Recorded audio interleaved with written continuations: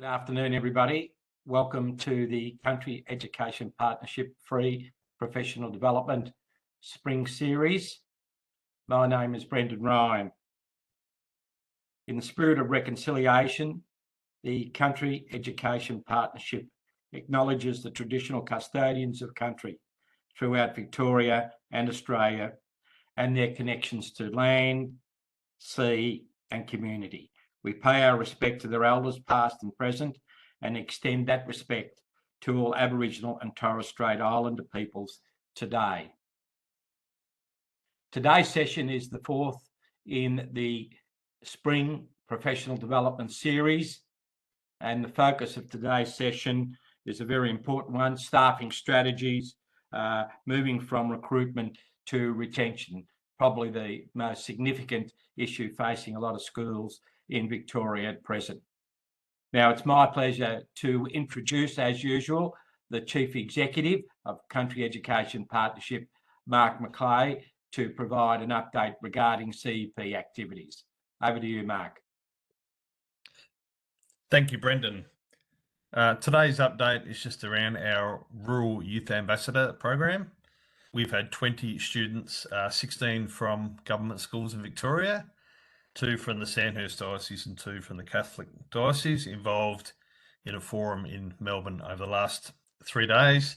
The team of students from Year 10 and 11 presented to and workshopped with the sections of the department responsible for the mental health reforms and also the secondary school reforms, and really valuable experience and a powerful group whose voices are being heard. So if we talk about rural youth voices in Victoria, they certainly had a great setting for them to discuss those key topics over the last few days. So it was certainly a wonderful experience being led by Morris, Billy and the CEP team. So that's just an update on one of our most recent items, and looking forward to today's session. Back to you, Brendan. Thanks very much, Mark. As usual, some housekeeping. The session will conclude by 5 p.m, so it's definitely a 1 hour session. The session is being recorded as usual, so anybody that would like to review the session at a later date can do so. The online connection will be provided later in the week, so please go back and review the session at your leisure. If you have a question, please include any questions in the chat box, and we'll, as usual, endeavour to answer those questions today. And as I've said in the past, if we can't answer it today, we'll certainly get back to you at a later date. And at the conclusion of our session today, there will be a survey, which will also be included in the chat box, and we would encourage everybody to complete that survey before leaving the session. So don't forget to do that survey before leaving the session. Now, it's my pleasure to introduce Morris Billy, our Program Manager, who will introduce our guests and facilitate the discussion. Morris. Thanks, Brendan, and hello to everyone, and thanks for joining us today. I'll be facilitating the guest speakers that we have today, and we have quite a selection, so we'll be going through them one by one and really looking forward to hearing from our presenters today. We are on a tight schedule, so yeah, we look forward to their presentations. As Brendan mentioned, it's a very hot topic at the moment around staffing strategies and being able to recruit teachers and retain them in rural locations in particular. And to start off today, it's probably very timely that we've got Tim Fish with us. Tim's actually a lecturer at Monash University, and he's been working on a rural placement project, and that's been researching factors on attracting pre-service teachers to rural areas and looking what that looks like and how we retain them and how we look after them going forward as well. So Tim, I know we're on a tight schedule, so I'll flick over to you, and looking forward to hearing about your research. Thank you, and thank you very much to the Country Education Partnership for giving us this opportunity. My colleagues Richard O'Donovan from Monash University, Ondine Bradbury from Deakin, and Anna Larson from Central Queensland Uni, have been working on looking at the research on the impact of rural placements on graduate destinations for pre-service teachers. And our initial sort of research involved around sort of 25 pre-service teachers from Monash and Deakin universities who had undertaken a rural placement. And in speaking to those students, we identified that they felt that the rural professional experience was very beneficial as a way of receiving greater opportunities to hone their pedagogical craft, in simultaneously increase their pre-service teacher awareness and sensitivity to place-based curriculum opportunities, which are in themselves are not insignificant results. But when we looked at it in terms of, when they talked about, what sort of their sort of future career opportunities once they graduated, they did not, the rural placement did not necessarily have a big impact in terms of them deciding to apply for jobs in rural settings in probably the sort of short to medium term. And a lot of the factors regarding that was their concern over the levels of support that they considered that they might not receive as a graduate teacher, usually sort of involving sort of smaller schools, and concerns around the support, the mentoring that they might get. They were concerned around isolation factors, and they were sort of aware of some of these programs, these rural placement programs, were part of sending cohorts out to different rural schools. So they were sort of aware that they were sort of there in with fellow pre-service teachers. So there was that support around them that they knew, they're sort of post university life, they wouldn't necessarily have that. So that was sort of another factor. Family responsibilities sort of had an impact on sort of deciding where they would want to apply for, and the lack of experience to take on what they perceived to be greater responsibilities, especially in sort of smaller rural schools, were sort of some of the key factors that they sort of identified as to why they would like to sort of consider teaching in a rural school, but they always sort of talked about it not in sort of the immediate term, and they're sort of looking at sort of more experience, especially for the metropolitan students, in a sort of larger metropolitan school, and then sort of, down the track might be sort of 5 years or 10 years, then they might consider teaching in a rural, or applying for jobs in rural settings. And sort of following on from that, our current research, we're developing a survey that we're currently calling a CAST instrument, a country affinity screening tool.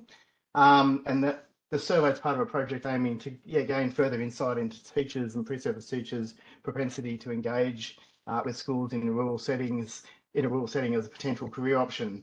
So we're hoping that the survey is going to provide insights, and initially from pre-service teachers, but then looking sort of down the track at in-service teachers, about their experiences and their understanding of rural life, rural schools, and regional schools and communities, to try and help inform, future regional and rural teaching opportunities, not just for pre-service teachers, but then look, as I said, looking at in-service teachers as well.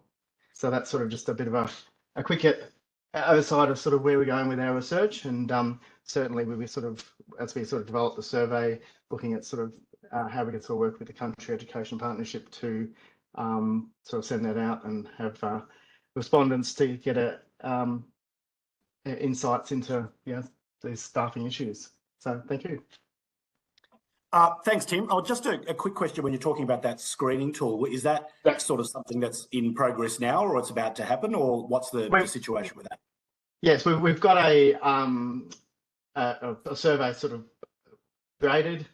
We've sort of tested on a small selection of students and participants, and so we're sort of looking at sort of sending that out and having sort of more students, or initially pre-service teachers, undertaking that survey. To obviously get the results, but also to be able to hone some of the questions and some of the data coming from it.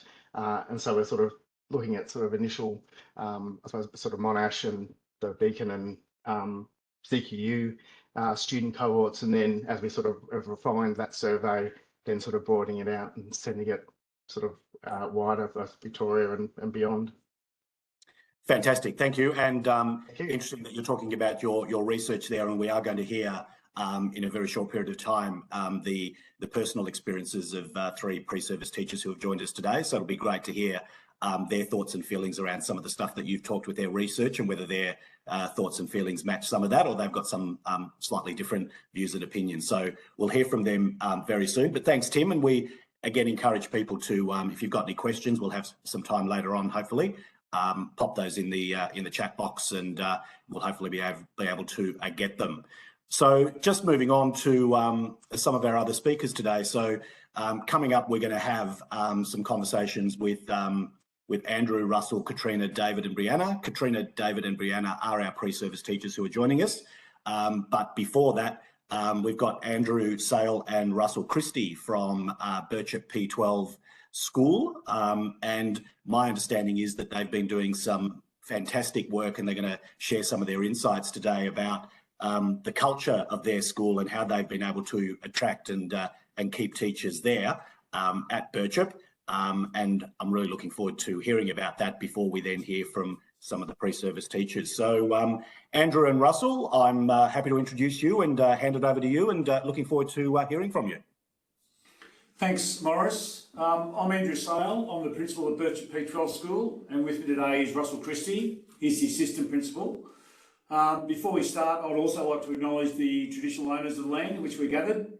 The Wurgaya and the Watchabalak peoples are the owners of the land in which Birchip's located, and I'd also like to pay my respect to the elders past, present, emerging, and commit to working together in the spirit of mutual understanding and respect for the benefit of the broader community and future generations. I'll just share, if I can find it, here it is. I'll share the PowerPoint, and I better get to the first one there. Okay, so hopefully you can all see that. Before we start, I'll just give you a bit of my background. I am an example of a long-serving staff member. I arrived at Birchip in 1989 and became principal in 2020. And I guess when I was asked to do this, I had a bit of a think about what made me stay so long. And I guess some of those will be covered a little bit in this presentation. I arrived in 1998 and I was only going to stay 2 years before I headed off overseas, but I've been here since then. I've been AP since 2020, and just to continue what Andrew said, why stay so long?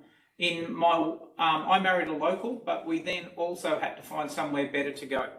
And we had 3 children, so we would look at where we could move to as the children progressed, but they fit the Birchip mould.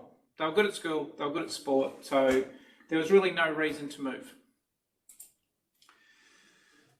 So the current workforce issue is challenging. We're looking for at least 3 new staff for 2024, some of which are carryover from staff vacancies this year.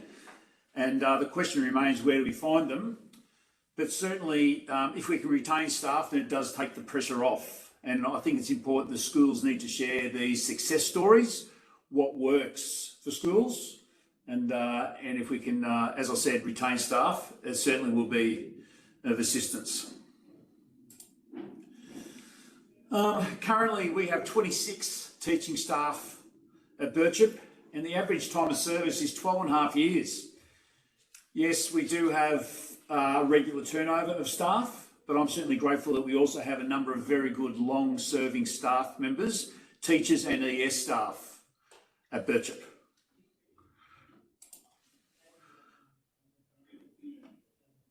Our staff survey results are pleasing. However, there's always room for improvement, and leadership takes on board the areas for growth, but we also look at what's contributing to the positives, and we attempt to continue to build on these. Okay. These next few slides suggest some of the things that may assist our staff retention. I'll talk about some of these. At Birchip, we encourage staff to experience different roles and responsibilities. We have to. We only have a small staff with more part-time staff than full-time staff. Professional learning is strongly encouraged, and sometimes staff are targeted. For example, we use this to upskill staff. We asked an ES staff member to do the training to become STAT qualified, which allows her to provide speech therapy to children in our school. Staff that come to me for approval for PD are very rarely knocked back. Even if it's an afternoon and they have to travel to Melbourne to attend a session, so they spend a lot of their time travelling. We're 3.5 hours from Melbourne just to attend an afternoon session. Very rarely knocked back and pretty much always granted. At Birchip, we also encourage the sharing of ideas and strategies with collaborative practices. Classroom observations are encouraged with an emphasis on seeing what someone does well. So we take away the negative emphasis of any classroom observations and we look at the positive. The last point there is we encourage staff to teach their passion. If teachers are teaching their passion, they're also more likely to be engaging students. Sometimes we've also had teachers team teach classes to share their knowledge. Some examples include we've had a psychology and a PE teacher join together to teach an elective called Improving Performance, which included elements of sports psychology and coaching. We had a science and a tech teacher join together to teach a subject called Flight. This was a practical-based science subject around physics and planes. We've got a tech teacher that had an interest in 3D printers. So we purchased a number of 3D printers and we now teach a subject called Wood, Metals and Plastics. We're trying to engage the teacher, but also engage the students. And we've found that also assists with retention. Another good example is we had a non-humanities teacher who had a deep interest in World War II history. This eventually led to a school trip to Europe that visited the battlefields of World War II. Other teaching passions have resulted in ag science, getting off the ground and running well here. Forensic science, furniture restoration, just to name a few. Just on the teacher passion, it could also be the community passion. For a lot of years we didn't offer agriculture, and we're one of the major grain producing areas in Victoria. So we also have a world leading research organisation, the Birchip Cropping Group, who are located in town. We have O'Connor's, which is a big business, so we rely on them also for work placements and things like that. So staff who are involved in that get a lot of satisfaction out of the outcomes they can see for the students in our small community. I've clicked on to the next slide. These are some other strategies that we think assist retention. Hopefully at Birchip, the staff feel supported. I think that comes out in the staff opinion survey. We certainly encourage open communication to allow us to help wherever we can. Shielding is an interesting one. If we do a good job, then many staff aren't even aware of this. But there's a protocol that issues need to come through the office through either Russell or myself, and we deal with them first. And small communities produce different problems. For example, you can be down the street getting your lunch and you can have teachers approach you, but we do talk to our new staff about how they deal with those situations. Parents approach the staff and we talk to them about how they should deal with those situations. This slide lists some of the social or wellbeing activities that we also have at Birchip. And a lot of schools will do these, but sometimes I think talking to teachers from other schools, they can sort of slowly fade out over time. So you need someone who's passionate about that to really push those things. So that staff interaction on a social level is very important, I think, for our staff wellbeing. We've got up there that we attempt to be flexible. We need to be flexible. We have so many part-time staff, most with young children.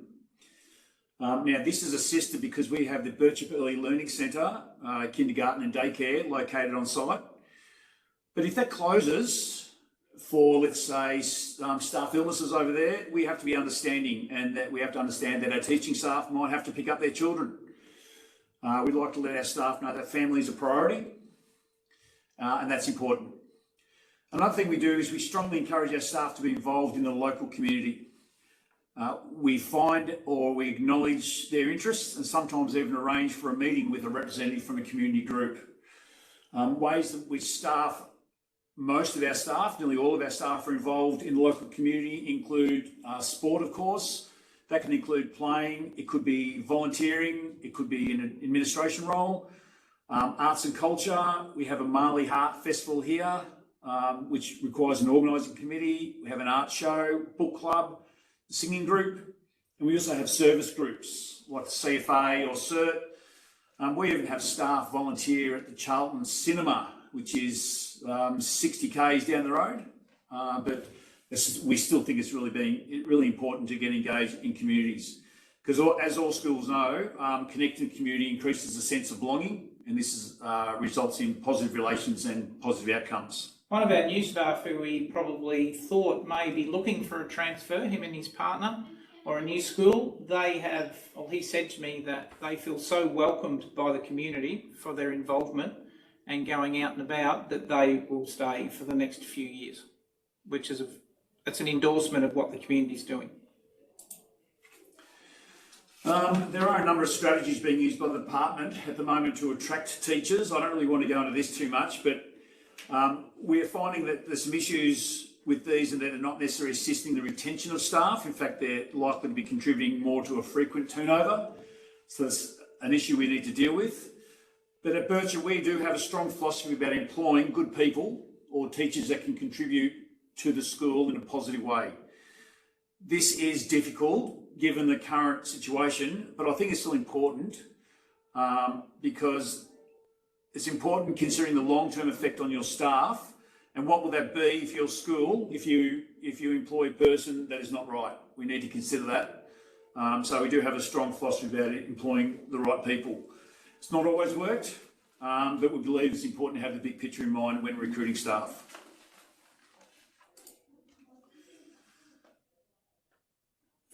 At Birchip, we also like to employ local people. Sometimes we've directly targeted local people who think that they'll add to the culture of our school. We do promote a positive culture and a culture of pride at Birchip, and we use former students and former staff to come back. We invite them back as guests and guest speakers, and we celebrate their success. Another thing we do is we certainly welcome pre-service teachers. We work hard to try and find accommodation, sometimes even board with staff members because we think it's important. And as a result, we've actually ended up employing a large number of pre-service teachers that have come through our school. We have an arrangement with Ballarat, which Fed Uni, and that'll happen again on the 9th and 10th of October this year, that they will come up and spend 2 days in our school observing, and it's a very good recruiting tool. We've got a lot of teachers out of that process. So I guess the question is, how do all schools retain good staff? We thought it was important to actually ask the staff that stay, and they suggest the main reasons they stay is because they think it is a good school, it's a great school. They enjoy the minimal student management issues at our school, so that's important. And they also, as Russell said, they also like being part of a strong local community. I guess I can reflect on why I've stayed. 3 main points have been, and similar to those, I've had the opportunity to take on many different roles and responsibilities at Birchip. And I've certainly appreciated the opportunity to develop my teaching and learning skills without the need to deal with many management issues. And I've certainly enjoyed working with the staff we've had here and being part of the local community. I sort of intimated why I'd stayed for such a long time before. It's just a good community to be involved in. And I have outside interests out of teaching, and they're in the Birchip community. So, it's a good place to be. Country schools, country education. So we just somehow need to attract the people to it, and I think Tim's initiative, it will be interesting, and the results of that will be really good to read. So that's really our rundown on what we're doing to retain staff. As I mentioned, we do have a turnover of staff, but I'm very grateful that we do have some fantastic teachers that have been long-term staff at the school, and hopefully that may continue. Andrew and Russell, thanks so much for that. I just got a minute here to just ask you a quick follow-up question, if that's okay. You're talking about all the wonderful things that your school does, which sounds amazing, and the fact that you've been able to retain a lot of teachers in the area. Just wondering, are there any sorts of questions or things that you would ask or follow up with that you think gives you a greater insight into whether someone would stay in your community, like when you're recruiting and stuff? Are there sorts of questions and observations you'd have? We do ask in the interview, we make a point of asking what are their interests outside of their teaching areas. And then we talk about what other people have developed. For example, the teacher who organised the trip to the battlefields. We've got a trip to Japan next week for the kids who are doing Japanese. So hopefully next year we'll have another trip back to Europe or to Asia. So we have those. If you like, for some teachers, if they have that passion and it develops, it's a bit of a carrot that they could do that here as well. And of course, in the interview, we asked about how they feel collaborating with other staff, and that's an important part of the referee check as well. I place a lot of emphasis on that. I think it's important they have good personal relationships, and also they have an attitude, they want to continue to learn and continue to improve. Yeah, we have to be careful because we've got to look after the fabric of our school, really, in small country schools. Totally agree.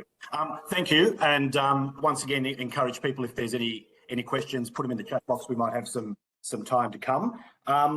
We will definitely follow up with that in just a moment, but it probably leads us into our next space, which is officially introducing Katrina, Brianna and David, who are our pre-service teachers who are joining us today. And then we're going to hear from them in just a moment. But I think we have a video to share first. Is that right? I am looking at my screen with Maddie, and we are, and this is fantastic. And it's about to happen. So we'll just share that first, and then we'll hear from our three pre-service teachers.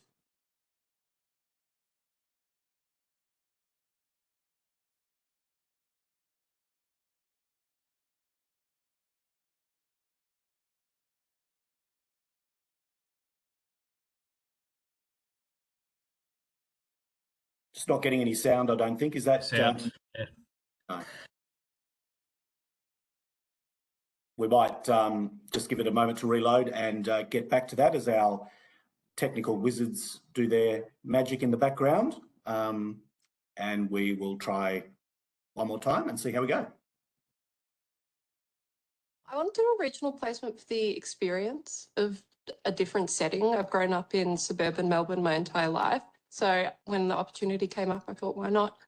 I've always wanted to work regionally, but the Country Education Partnership made it a lot more accessible. They funded the accommodation, they made our introductions, they ensured that we had all the paperwork that we needed beforehand. So just the things that we would have had to source and spend a lot of time doing on our own. From the minute we got there, the principals were unbelievably supportive of us. They were so interested in what we were doing and really wanted us to enjoy the experience. For an up-and-coming teacher, being in a regional school, it's really good for them in terms of their professional practice. You know, most people have done, some time in an urban setting, some time overseas, and time in a regional setting. They're the best teachers that I meet. It's going to make them a better teacher. Get out and explore. Get out and explore the environment. Find out what the whole area has to offer. There's great restaurants, there's all the wineries, there's the rivers, the Warby Ranges is only 10 minutes drive where you get to see native wildlife. The best thing was when you would travel around small towns, you would get recommendations from people of where to go next. Oh, there's a pie shop down in this street you've got to go to. There's a brewery up here you've got to go. The cheese here is fantastic. You can't possibly leave before you've tried it. It was lovely having all the space and having like cows just outside our house, and a cow having calves right outside our front door was like such a good experience. I definitely loved learning how a community can shape a student and how that really impacts the way that they learn. That for me was something really valuable and something that I'm going to take into my teaching moving forward. Personally, I found it really rewarding, as in being able to share my own knowledge of teaching. It's also a really good reflective practice, I think, as a teacher, to be able to stop and think about exactly how you would teach somebody to teach. They bring energy, they bring new ideas, and particularly if they really buy in, they become really part of the school community. It's different. Your community is more part of the school. You get to mix with kids in the school setting, but so many more opportunities to do things with them outside of the school community as well. By doing this country placement, you can get experience in a new setting that you've probably never seen before. You can be exposed to new challenges, new ideas, new ways of doing things. I think it just gives you longer to try out different strategies or approaches that you might like to take, because sometimes you need to try them before you can decide if that's who you are as a teacher. So when they go back to university and they finish their assessment tasks and finally their university degree, the confidence is there to really walk into a school and be the teacher that they want to be. Wow, fantastic. Thank you. We actually have the 3 stars from that particular video joining us now. So we're in illustrious company.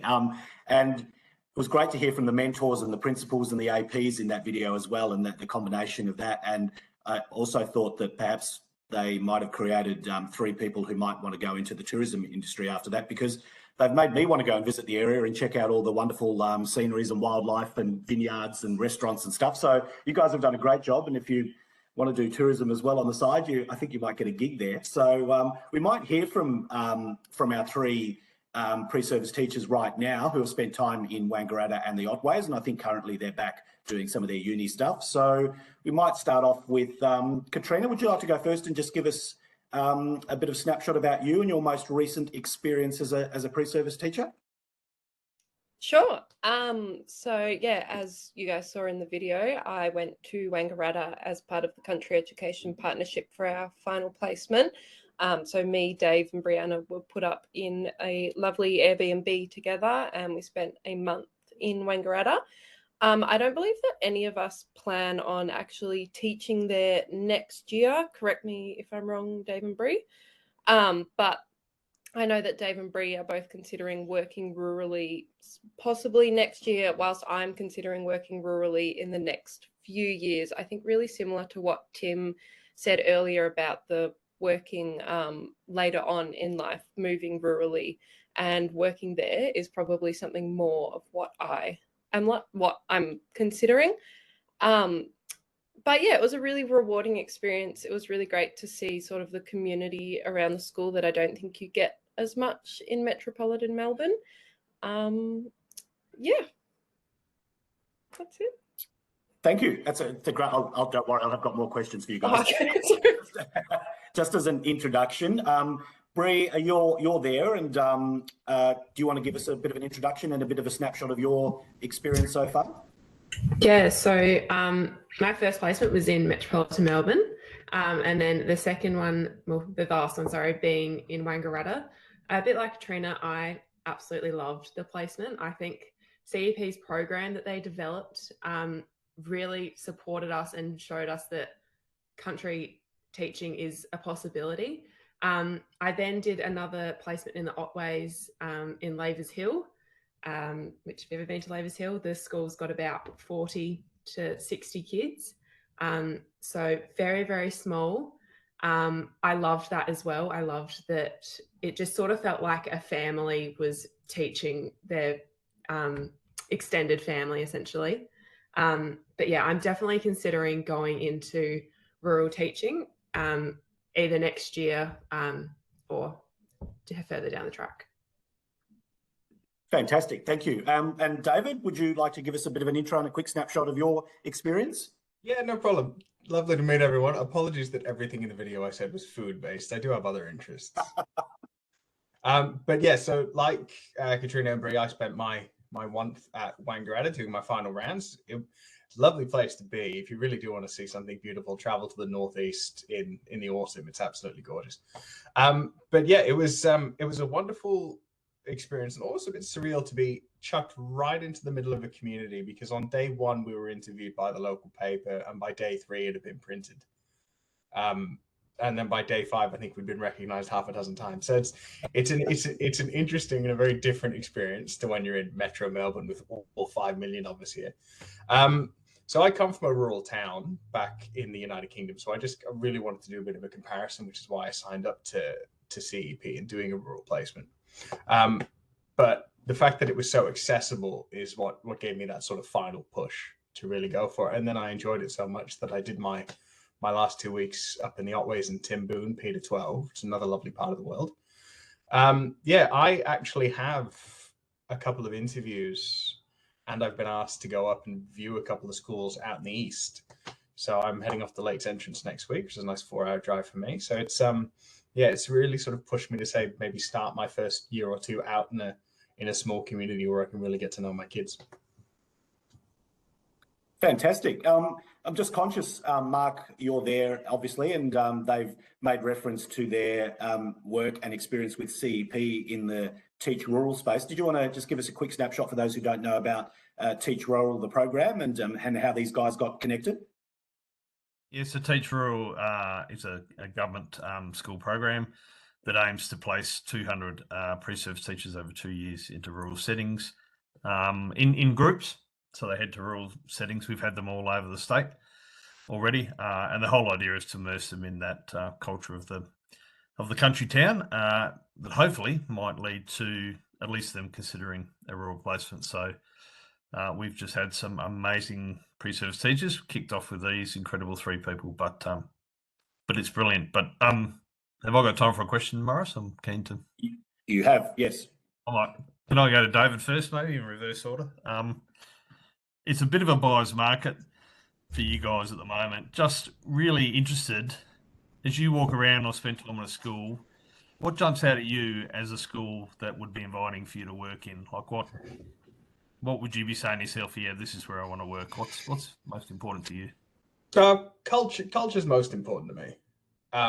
Beyond anything else, if you're in a welcoming environment, you're willing to put up with things that sort of bump along the way. If you've got people who are just going to sort of hold your hands, because we've had some teaching experience, but we really are we're brand new to this. So if you've got experienced mentors on board who are going to at least sort of give you a hand when you're a little bit stuck, it makes a massive difference, I think. Thanks, and Brianna? Yeah, I completely agree. I think as well the dynamics within the school as well, and just the general culture that is established and how much support you're given, as well as how much freedom as well you are given within your lessons, obviously to a certain extent, but you do want to be able to figure out your way as a teacher and figure out how you want to be able to lead and teach in your classroom. And Katrina? Yeah, I'm going to be boring and agree with the other ones that culture is the big thing for me. I'm kind of only applying to schools wherein I've had someone personally recommend working there because I just don't know what the culture is going to be like. And so culture, and also like established sort of support systems, and looking at how can the school actually support me and what's actually been put into place to support and to help me grow as a teacher. Thanks. Back to you, Morris. Thank you. Katrina, can I just ask you a follow-up question to what you just said there? We were looking at the video, and it seemed to be amazing buy-in from everyone across the school to support you guys being there and making it the best experience. And it seemed like everyone was so genuinely invested. What was that like to have that level of support and engagement with you guys while you were there? Oh, it was just fantastic. I think that placement is such an awkward and stressful experience, especially when you go into a school and you're like, oh my God, like I don't know anyone, I don't know where to park, I don't know where to go. And then to go in on the first day and have a morning tea made for us and to have everyone so excited and so welcoming, it just made it so much more comfortable within the first couple of days. And then I was actually able to enjoy the placement, and it was so positive. And I look back on that a lot more positively than I do my other placements, purely because of how welcome and how comfortable I felt so quickly into it. Thank you. David, have you got something to add to that about that experience, apart from all the wonderful food options that you were introduced to? Yeah, no, it's if you compare it to sort of those corporate team bonding events where you're all sort of forced to spend time together, and if you contrast that with what we went through, there was a genuine interest in who we were and what we wanted to do. So you could feel that support coming from the staff. And it just meant that if you had a question, you weren't going to try and keep it to yourself. You were going to genuinely ask, find out what to do and where to go next. It just made life a lot easier. Fantastic. And Brie, can I just ask you about the mentoring component, what that was actually like and what that looked like for you? Yeah, so I had quite a unique mentor experience.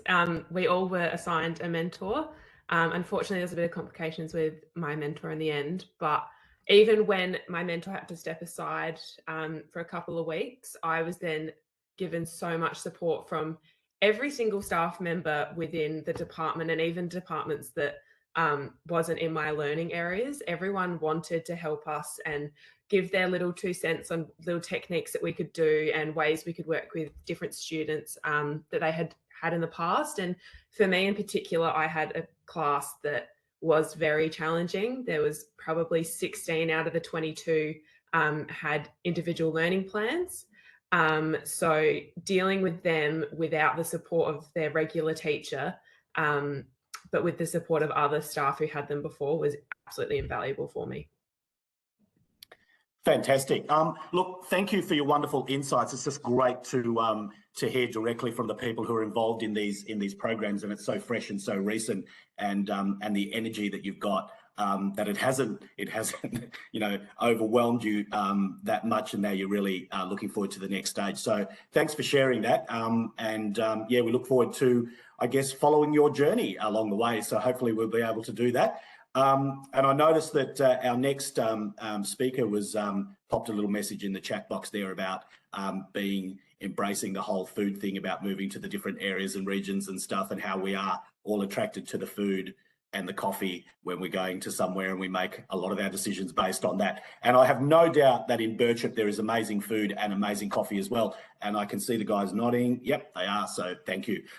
So I'll just let you know that we're just going to hear a bit now from Adam Gowen. Now, Adam is our foodie expert, but he's also the centre manager at CUC Southern Shoalhaven, the Country University Centre, and previously did some work at the University of Wollongong, specialising in areas like Indigenous studies, Indigenous student engagement, and educational and cultural resource production, which seems like enough work to keep 20 people busy, but looks like Adam may have done that all on his own. So Adam, I think you're just going to give us a bit of a general snapshot of your work and some of the stuff that you're doing, and we look forward to hearing about it. So over to you.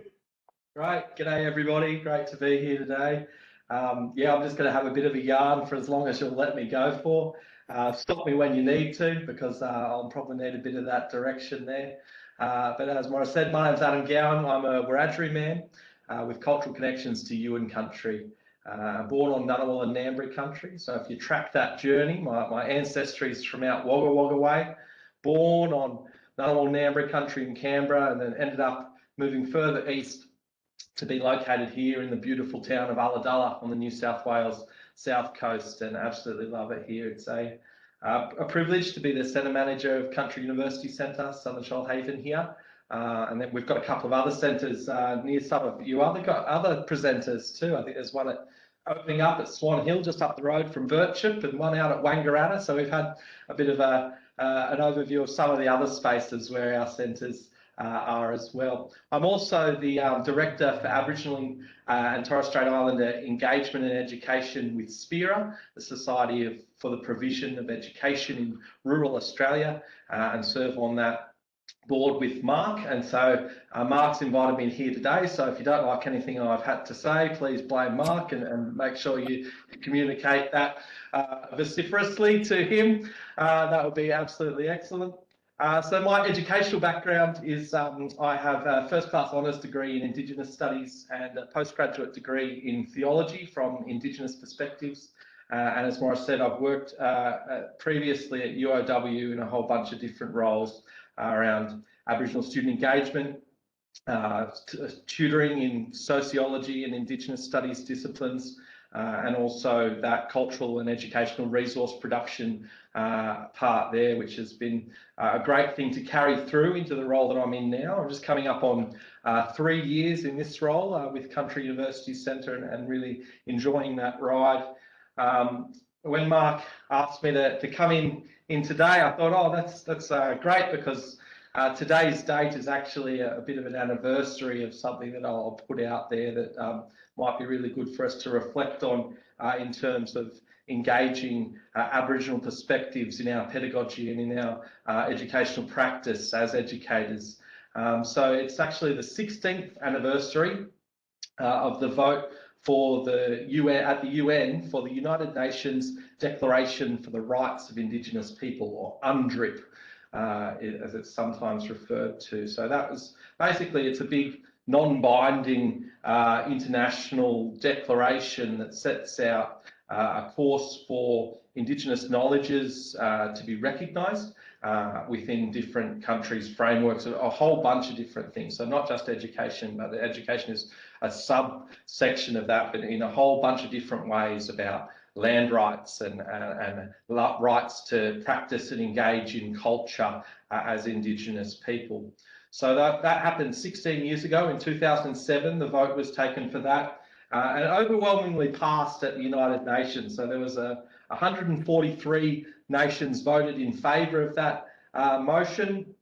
There was 11 abstained and 34 absent, but 4 countries actually voted against that proposal, and of those 4, Australia was one of those 4. So we're delving into a bit of truth-telling now in this space to actually think about what Australia's legacy is in this space and what we need to be doing to actually progress forward in the space as well. So if you're interested, the other countries were New Zealand, Canada and the US that actually actively voted against that. But countries such as the UK, France, Germany, and many others voted in favour of that. Now, in the ensuing period since 2007, Australia's kind of reversed its position and saying, no, we should have actually agreed to that, and saying that IATSIS, the Australian Institute of Aboriginal and Torres Strait Islander Studies, actually is the vehicle that endorses that and models that in practice as well. So it's a little bit interesting just to see where we're coming from, not only in terms of ancient or history that's a long time ago, but in our current context, where we are in terms of integrating Aboriginal perspectives into our curriculums, into our classrooms, into our culture of our schools and educational facilities and institutions. So the biggest thing is that everything's connected. For Aboriginal people, we have a different worldview to a Western worldview.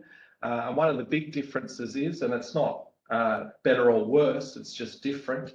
But one of those big differences is that instead of having things broken down to make sense of them, we actually build things up to understand things in the context of their relationships, if that makes sense. So we can't really understand things in the abstract, but we have to understand things in the context of their relationships. So how one thing relates to another in many senses is what that thing is, rather than being something else. It is the result of the relationships and the impacts of its relationships in a whole bunch of different ways. So one of the other things that I know I've only got a couple of minutes left, so I'm trying to ram a whole bunch of different things in here. But one of the things that I've done previously at University of Wollongong is we did a book project where we actually got schools and university people and people from community, whether that was the Lands Council or other cultural knowledge holders, to actually come together on a site of cultural significance and have a talk and a yarn and a learning session about what that site means in the context of Aboriginal community. Now, one of the big things that was an advantage there was the decampment from institutional power, so actually removing ourselves from our big ivory towers in schools and universities to actually come onto country and actually learn from country and position country as our teacher, and to then have the students reflect upon that experience. And then we proceeded to make a book and wove in language and got the students to contribute artworks, and in some cases we had poems and different things that were contributed reflecting on student experience about learning from country and learning from people who have a relationship with country and could really articulate that relationship and what was going on in that space. And those excursion days were actually absolutely beautiful days. We did one day where we did a cultural fishing day, and we had, I love to see these year 2 and 3 students going home with fishtails hanging out of their bags because they're taking the fish home to their family, and that's an image that's going to stay with me for a while. But it was beautiful because it was these Aboriginal elders and knowledge holders coming together, demonstrating that practice of cultural fishing, and then sharing what had been collected through that practice with community. So it was beautiful to see those fish tails hanging out of the bag, and I'm just glad I didn't have to clean them after that as well. But so some of those experiences were actually really beneficial for us to understand with the research blinkers on, to actually understand what's missing and what country and Aboriginal perspectives can contribute to the practice of education in a whole bunch of different settings. So we're very lucky to still be engaged in that. I'm still very lucky to have, so in our centre here in Ulladulla, so in universities generally, we have about 2% of the university population are Aboriginal and Torres Strait Islander people. Very lucky that in our centre we have roughly about 15% of our population of students identify as Aboriginal and Torres Strait Islander people. And partly that's because I'm in the role and it's my community and I'm telling people, hey, get your butt in here. But partly it's about creating places that are culturally safe and understanding what that cultural safety means, and understanding why we do what we do, and making those provisions to integrate Aboriginal perspectives into our culture and our organisational way of doing things is very important. So I've got a whole bunch of other things that I could say there, but I think I'll leave it there, and very happy to answer some questions if there's time. Thanks, Adam. I do thank you, and I do just have a quick one, which could take a while, but if you could maybe have some thoughts around, because we're talking about, I guess the theme today is about recruitment and retention of staff in rural schools, and I'm wondering if we're doing enough, or if you've got any thoughts about how we might promote and look at getting more Indigenous people into thinking about careers in becoming educators and teachers. Have you got some quick snapshot thoughts about that? I'm sure it's a complex area. Yeah, very good. I've got 2 quick, really good things that I think I'd like to promote in that space. So number one, which is I heard the guys at Birchip already kind of starting to do, is promoting the accessibility of education for local people. So not moving people from around and around, but actually having the people that are there already in place and educating the people that are there, and with a view to them coming on board as teachers in those local spaces. The second thing is, and I don't know where all these things sit and who has control of what, but I'm speaking from my own perspective here, that I've just come back from 10 days of cultural leave. So I've actually been able to negotiate into my contract that I receive a certain amount of cultural leave for me to actually fulfil my cultural obligations to my community, which has been absolutely wonderful. And I know that the organisation that I work for actually gets a benefit from that, even though they don't have me turning up to site for those particular days. They actually receive a benefit in the way that I go about my work and engage in that culture and keep that culture strong for me, so I can keep me strong. So those are 2 things that I'd really promote as positive things that can make an impact in that space. Fantastic, thank you. We probably do have just a quick moment for a question, if anyone's got something desperate that they're wanting to throw at these amazing group of people that we've got here today. I'm blown away by the conversations we've had today and the wide range of thoughts and sharing. So anyone got something they'd like to throw into the mix? Brendan? Thanks, Morris. A question to our friends from Birchip, Andrew and Russell. I think one of the issues that a lot of young people face is the issue of isolation, being a long way from Melbourne. And as you've already indicated, you seem to be able to keep your teachers for extended periods in Birchip. What do you do specifically? What strategies do you put in place to overcome that issue of isolation? I think I'll start. Thanks, Brendan. Look, we make sure they're linked up with a mentor. And even though we're a small school and sometimes our learning areas are a small number, it's not just a mentor, but they're linked very closely with the learning area that they're associated with. And the two other things which I think we mentioned in our presentation as well, which are really important, is social activities on staff.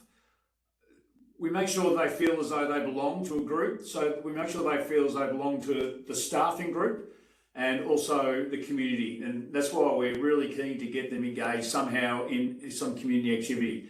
Because if they feel as though they belong, well, we're halfway there. I think because we've got a lot of long-serving staff, I think we also recognise that we've been through it too in our school. So often you will notice a new teacher and they might be quieter than normal, or they mightn't have gone out with the other group of people. So like my partner and myself, we've had all the new teachers or all the single teachers around for tea a couple of times a term or things like that. So it's just making sure that we've got an eye on them. And to David, Katrina, and I think Brianna must have dodged out, we have positions available, so just don't think to the east. Make sure you look to the north, and we have Australia's best vanilla slice, Brendan, don't we? Yes, absolutely. Best in Australia. But I just saw there's a question here from Tanya. With such a high percentage of part-time staff, how do you manage this with the timetable, subject selection, leave, sickness? The leave sickness, that is, we have hardly any CRTs, if any, and that's an issue. But the staff we have, they realise that we just have to deal with things as we're presented, and we have a fantastic staff, and I'm very thankful for the staff we have. They'll step in when required. As far as managing the part-time staff and the timetable, it does cause a headache. We try and give them their demands as much as possible, particularly if they have children, because caring for children is very important. It's a high priority. We've worked around with our own timetable. We tend to do our own timetable manually. In recent years, we've used some software to do that. We're actually finding it's not as successful. So we're continuing to look for other software to make it as successful as our manual system. But there's a whole lot of negotiation and working through issues is how we go about that. We're not perfect, and we're lucky we have some understanding staff as well. Yeah, we have to be flexible. We have 4 schools probably within 60 kilometres of us who are experiencing the same problems. So if we don't come up with a workable solution, they'll look elsewhere. Thank you. Andrew and Russell, can I thank you for giving us a really deep dive and insight into what's happening there at Birchip. And now that we've come full circle with the food theme, that everybody's going to be heading up to Birchip to sample your vanilla slices, and I'm sure you'll be happy for them to drop in for a cup of coffee as well, which I'm sure you could do on the premises. I want to thank, so we've heard from so many people today, our pre-service teachers who have been amazing. So thanks very much to Katrina, David and Brianna. As I said, Andrew and Russell, we had Tim sharing his research stuff earlier on, which was fantastic. And we also heard from Andrew today as well. So really awesome collection of people, and certainly a lot of takeaways and a lot to think about. So for all our guest speakers today, thank you so much for joining us and giving us an insight. It was awesome, and I'm sure we'll be hearing from you guys again, and we really look forward to it. So I think time-wise, we're just about ready to wrap up. So thanks to everyone again, and I'll hand back to Brendan to wrap things up. Thanks very much, Morris. Yes, I'd also like to thank all our speakers today. A reminder, the survey is in the chat box, so please complete the survey before signing off. The session has been recorded, so if you'd like to review the presentations, a link to the recording will be provided to everybody during the coming week. So I'd encourage you to go onto the site, and if not only today's session, but previous sessions are available on the CEP site. A reminder also that we will be conducting a couple of professional development sessions in Term 4, summer series. Mark is nodding there, and I think one of those sessions we hope will be a question and answer session with a department secretary. So Mark, and you might want to comment before we sign off. We're looking to get questions from participants.